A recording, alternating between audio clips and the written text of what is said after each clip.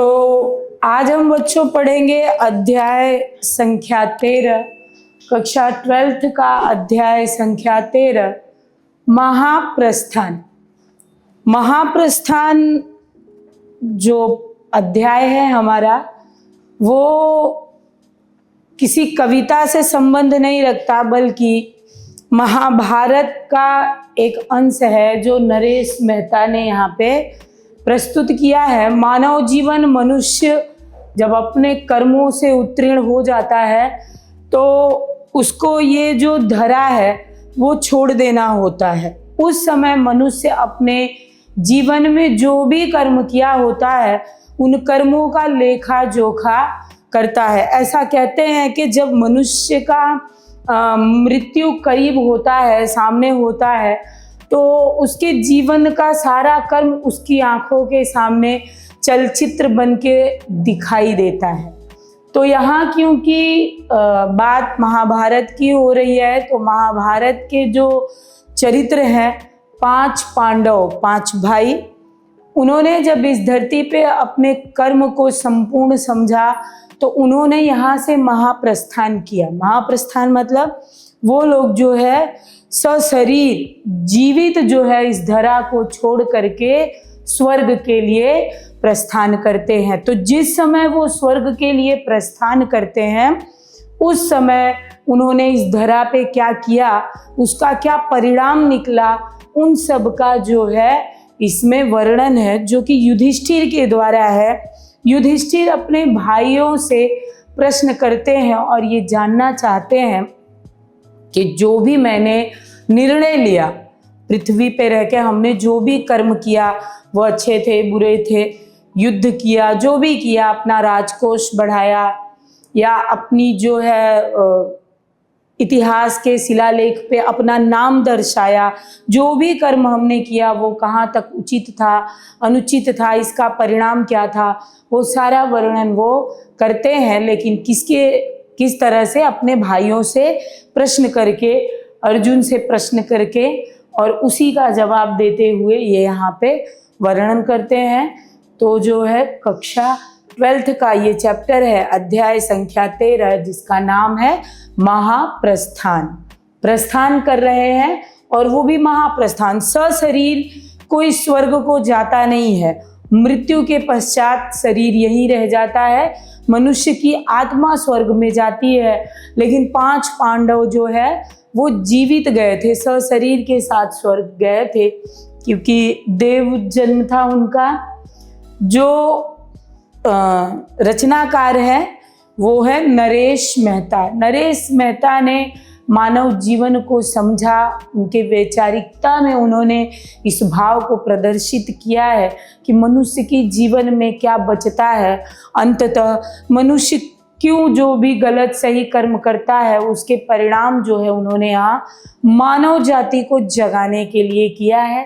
ये नरेश मेहता की फोटो है बच्चों, और ये इनका परिचय है। बात करें इनके जन्म की, तो इनका जन्म 15 फरवरी 1922 को हुआ है। इनका जन्म स्थल है बच्चों शाहजहाँपुर, मध्य प्रदेश। मुख्य जो है इनकी बात की जाए तो इनकी रचनाएं अरण्या, उत्तर कथा, चैत्या, 2 एकांत प्रवाद पर, बोलने दो चीड़ को आदि, ये इनकी काफी प्रसिद्ध रचना है। और भाषा इनकी बच्चों हिंदी है। विद्यालय जहाँ से इन्होंने अध्ययन किया वो है बनारस हिंदू विश्वविद्यालय। शिक्षा इन्होंने कहाँ तक किया है, तो ये एमए है। पुरस्कार इनको क्या मिला है, तो ज्ञानपीठ पुरस्कार मिला है, अकादमी पुरस्कार मिला है।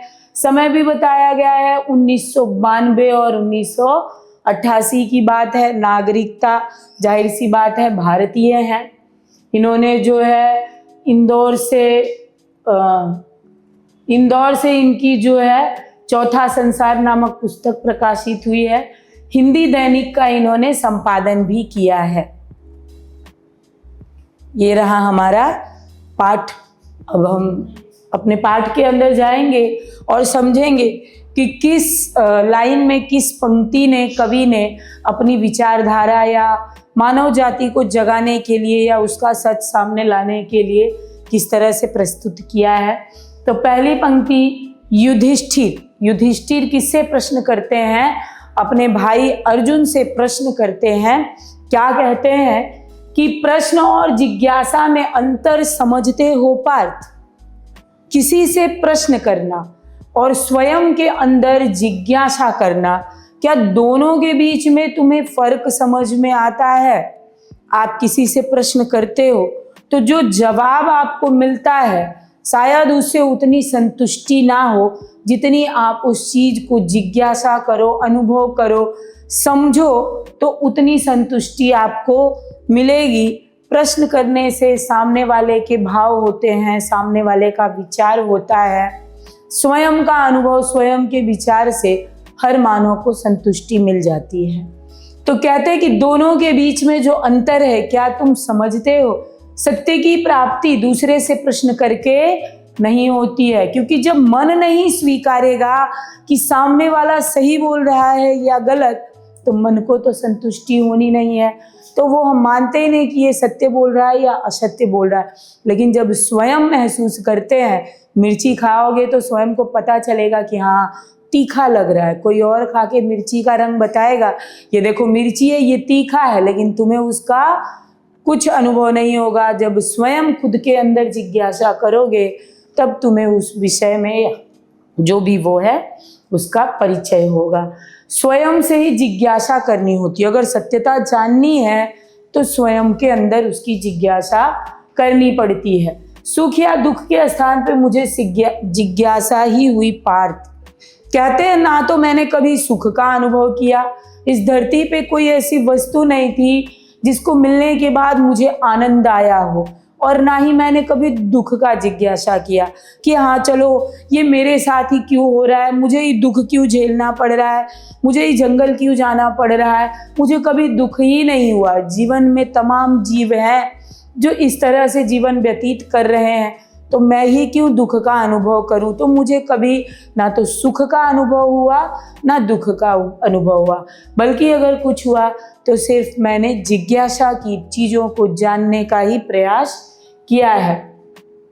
मुझे सदा जिज्ञासा हुई। मेरे राज परित्याग से अवश्य ही तुम लोगों को बुरा लगा होगा। कहते हैं कि मैंने राज का त्याग किया। ये बात उस समय की कह रहे हैं जब ये खेल खेल रहे थे चौसा, ये और इनके चचेरे भाई दुर्योधन, जब ये दोनों पक्ष बैठ के चौसा खेल खेल रहे थे, उस समय जब इनकी हार होती है पांडवों की, तब इन्हें जो है दुर्योधन के द्वारा एक निर्णय लिया जाता है। दुर्योधन कहते हैं कि मैं आप लोगों को सुई की एक नोक भर भी भूमि नहीं दूंगा, मतलब मैं आपका हक आपको नहीं दूंगा, और एक शर्त रखते हैं कि आप लोग जो है गुप्तवास रखोगे, और जो है कई वर्षों तक ये लोग गुप्तवास रहते हैं। और उसी समय कहते हैं कि मैंने जो उस समय राज का त्याग किया था वो सिर्फ जो है वो तुम लोगों को बुरा जरूर लगा होगा, क्योंकि बड़े भाई थे, निर्णय यही लेते थे। अगर बात भीम की जाए तो वो तो लड़ने के लिए उतारू हो जाते कि भाई तुम होते कौन हो हमसे हमारा हक छीनने वाला। लेकिन क्योंकि युधिष्ठिर बड़े थे तो निर्णय लेते थे, तो जैसा प्रश्न रखा गया दुर्योधन की तरफ से जो है इन्होंने स्वीकारा। तो ये कहते हैं कि मैंने जब राज का त्याग किया तो उसका सिर्फ मात्र जो है मैंने मात्र शास्त्र व्यवस्था के कारण ही वानप्रस्थ नहीं स्वीकारा। मैंने जो राज्य का त्याग किया तो सिर्फ इसलिए नहीं किया कि शास्त्रों में ऐसा लिखा है कि अपनी बात से मुकरना नहीं चाहिए, तो मैंने सिर्फ उसके लिए नहीं किया, बल्कि परंतु यह मेरी वैचारिकता का निष्कर्ष था बंधु। बल्कि क्या था कारण? मेरी अपनी विचारधारा का एक परिणाम था। मैंने ये निष्कर्ष स्वयं से निकाला था, वो मेरी अपनी विचारधारा थी, बल्कि शास्त्रों की वजह से डर के नहीं स्वीकारा था कि लोग दुनिया शास्त्रों में मुझे ऐसा दर्शाएंगे कि भाई युधिष्ठिर तो पलटू थे, बदल गए। मैंने उसके डर के लिए नहीं राजपाट त्यागा था, बल्कि मेरी अपनी विचारधारा थी। अर्जुन प्रश्न करते हैं, निष्कर्ष? ये कैसा निष्कर्ष था? आप बिना कहे, बिना सोचे समझे राज्य को त्याग कर देते हैं, ये भी कोई निष्कर्ष होता है? अर्जुन ने प्रश्न किया। निष्कर्ष? कैसा निष्कर्ष? युधिष्ठिर, वस्तुओं से हीन होते जाने का अर्थ है व्यक्तित्व से संपन्न होते जाना। युधिष्ठिर अर्जुन को समझाते हैं कि हे अर्जुन, हे बंधु, मनुष्य जब वस्तुओं से हीन हो जाता है, उसके पास वस्तुओं की कमी हो जाती है, तो उसका व्यक्तित्व निखर जाता है। जितना मानव वस्तुओं के फेर में पड़ता है, धन धान्य दौलत के चक्कर में पड़ता है, वो उतना उसी में उलझ जाता है, वो उससे बाहर नहीं आता, खुद को पहचान नहीं पाता, उसका अपना व्यक्तित्व कहीं छुप जाता है, मर जाता है, खत्म हो जाता है। इसलिए मानव को थोड़े समय के लिए ही सही हर चीज का अनुभव करना चाहिए। ये सुख सुविधा की जो वस्तुएं हैं उनसे दूर होकर एक आभास करना चाहिए। मनुष्य व्यक्तित्व से भर जाएगा, संपन्न हो जाएगा। युद्ध, राज्य, साम्राज्य, संपदा, संबंध, इन सब की सीमाएं हैं पार्थ। ये ही वे कुचक्र हैं। कहते हैं रिश्ते हो हमारे, या फिर युद्ध हो, राज्य साम्राज्य हो, या फिर धन दौलत हो, ये इनकी एक सीमा होती है, एक मर्यादा होता है, एक लिमिट होती है। जब ये चीज़ें ज़रूरत से ज़्यादा सुख देने लगे, अनुभव कराने लगे, आनंदमयी वातावरण अधिकांश हो जाए, तो ये एक कुचक्र बन के हमको घेर लेती हैं, हमें आगे नहीं निकलने देती हैं। ऐसा ये अर्जुन से युधिष्ठिर कहते हैं कि ये एक ऐसा कुचक्र हो जाता है। बच्चों, जब हम रिश्तों के माया में पड़ जाते हैं, हम सभी जानते हैं, हमारे घर में हमारे भाई बहन, माता पिता, हम सारे एक साथ तो जन्म लिए नहीं है, आगे पीछे आए हैं, जाना भी हमको आगे पीछे है, लेकिन हम रिश्तों के, संबंधों के मोह माया में इतना फंस जाते हैं कि जब हमारा अपना कोई हमें छोड़ के जाता है, उस समय इतना अपार कष्ट होता है कि हम बर्दाश्त नहीं कर पाते। ये संबंध का कुचक्र है। धन दौलत में जब आप बहुत ज़्यादा एकत्रित कर लेते हो और सहसा आपका नुकसान हो जाता है, उस समय भी हम बर्दाश्त नहीं कर पाते, सब डूब जाता है। अब इस समय देखो पंजाब में बाढ़ आया हुआ है, तो हालात क्या है, सब एक साथ खत्म। लोगों ने कैसे कैसे अपना घर बनाया, जो है संपत्ति इकट्ठा की, आज एक झटके में सब बह गया। तो मानव की क्या स्थिति हो रही है, इंसान तड़प रहा है। क्यों? क्योंकि वो इस कुचक्र में पड़ा है कि हमने इतनी मेहनत से बनाया, सही में बनाया, संघर्ष किया, जोड़ जोड़ के इकट्ठा किया, गया ना। तो हमें इन चीजों के कुचक्र में फंसना नहीं चाहिए, है ना। हमारे महान पुरुषों ने लिखा है, स्वामी इतना दीजिए जाको कुटुंब समाए, मैं भी भूखा ना रहूं साधु न भूखा जाए। अगर मनुष्य जिस दिन ये समझ लिया कि उतने की ही आवश्यकता है जितना हमारी ज़रूरतें हैं, तो वो कभी इस माया जाल में पड़ेगा नहीं, और ना ये चीज़ें मनुष्य को कुचक्र की तरह घेरेंगी, ना कष्ट पहुंचाएंगी। तो कहते हैं कि जिन्हें व्यक्ति अपने चारों ओर बुन लेता है और फिर कभी इस सफलता की सुगंध के परिवृत्त से बाहर आना नहीं चाहता, जब वो सब चीज़ें बना लेता है तो वो इन सब चीज़ों के बाहर आना ही नहीं चाहता, और जो गलती से संजोग बस आ गया तो वो उसे झेल भी नहीं पाता है। ये वस्तुएं, ये सफलताएं, ये एक दिन उसका पर्याय बन जाती हैं। किसका? मनुष्य का। ये धन दौलत, ये चीजें मनुष्य का पर्याय बन जाती, मनुष्य उसके बिना रह ही नहीं पाता है। अब कहते हैं कि वस्तुओं और सफलताओं के माध्यम से अमरता प्राप्त करने को ही तो तुम पुरुषार्थ और संकल्प कहते हो। अर्जुन को कह रहे हैं कि तुम, अगर तुम्हारी विचारधारा की मैं बात करूं तो तुम वस्तुओं, धन दौलत, राज्यपाट को महत्व दे रहे हो, सफलता कि भाई मैं एक वीर योद्धा हूं, मेरा नाम हो रहा है इस धरती पे, मैं ही एक धनुर्धारी हूं, तो इस तरह की चीजों को तो तुम अपना पुरुषार्थ मानते हो कि मैंने पुरुषार्थ हासिल किया है क्योंकि मैं एक धनुर्धारी हूं, पूरे संसार में मैं पहला धनुर्धारी हूं। तुम्हारे लिए वो पुरुषार्थ है। ये दुर्ग, ये प्रसाद, ये स्मृति, ये भवन, ये चारण प्रशस्तियां, चीजों की बातें कर रहे हैं। ये किला, ये बड़े बड़े महल, ये स्मृति भवन, यादों में बनाए गए, जैसे ताजमहल क्या है, स्मृति भवन है। तो ये बड़े बड़े स्मृति भवन या ये चारण प्रशस्तियां मतलब लोग गुणगान करते हैं, उसे चारण कहते हैं। पहले के ज़माने में किसी के घर जब कुछ अच्छा होता था तो जो है उनके गुणगान करने भाट भाटिन एक जाति होती है वो आया करती थी, तो उसी को चारण प्रशस्तियां कहते हैं। तो कहते हैं कि लोग तुम्हारा यश गाएं। ये झूठे इतिहास वाले शिलालेख व्यक्ति को अमरता देंगे?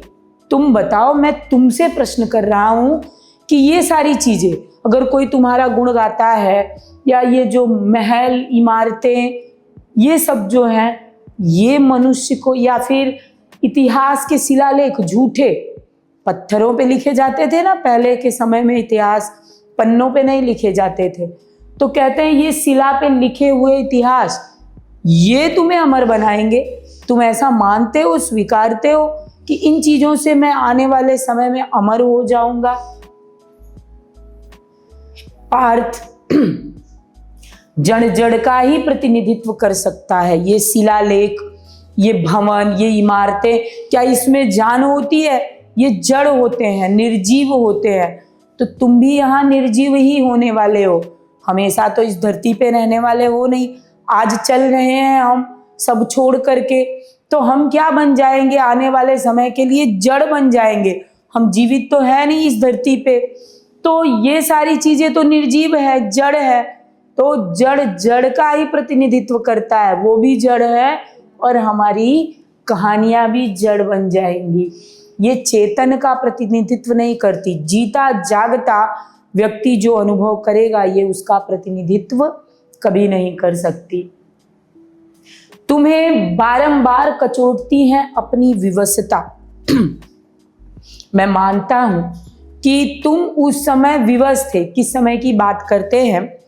जिस समय चौसा खेलते समय पार्वती के जो है वस्त्र हरण, सॉरी पार्वती नहीं, द्रौपदी के जो है वस्त्र हरण किए जा रहे थे, तो उस समय जो है विवश थे।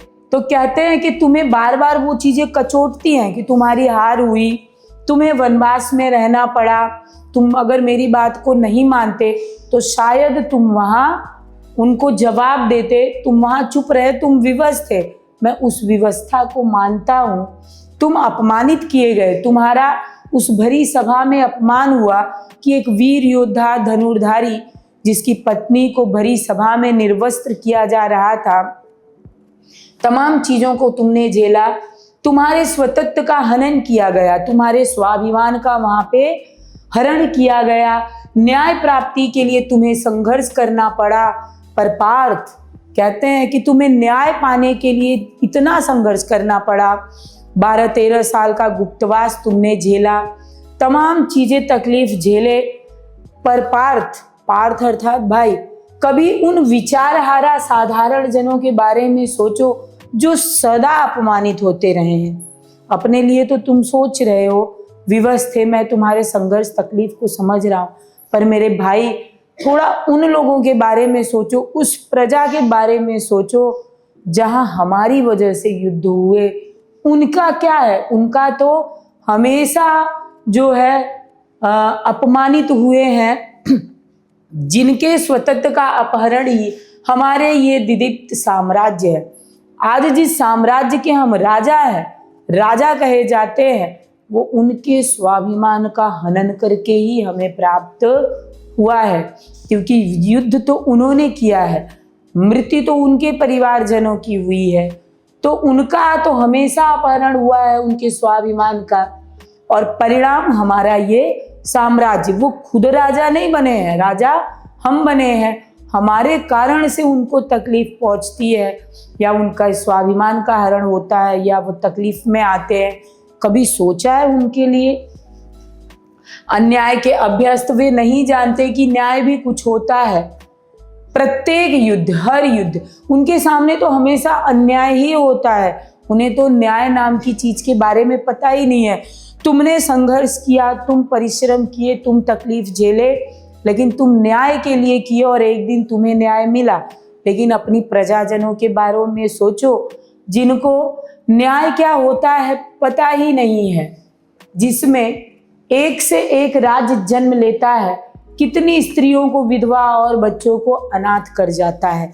जब ये महाभारत जैसे युद्ध होते हैं तो जो सैनिक, जो लोग उसमें लड़ते हैं, उनकी पता नहीं कितनी स्त्रियां विधवा हो जाती हैं, बच्चे अनाथ हो जाते हैं और वे जीवन संघर्ष में दिशाहीन खो जाने के लिए बाध्य हो जाते हैं।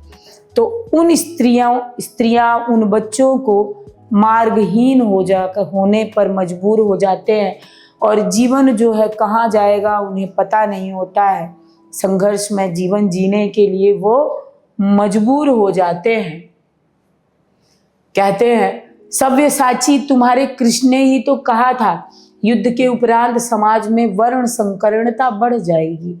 तुम्हारे ही मित्र जो है श्री कृष्ण ने तो कहा था कि जब युद्ध होगा तो इसका परिणाम ये होगा कि जब पुरुषों की मृत्यु होगी, महिलाएं बचेंगी, तो समाज में वर्ण संकरणता बढ़ जाएगी। जो वर्ण जातियों को विभाजित किया गया है उसमें जो है सारी भिन्नता जो है खत्म हो जाएगी।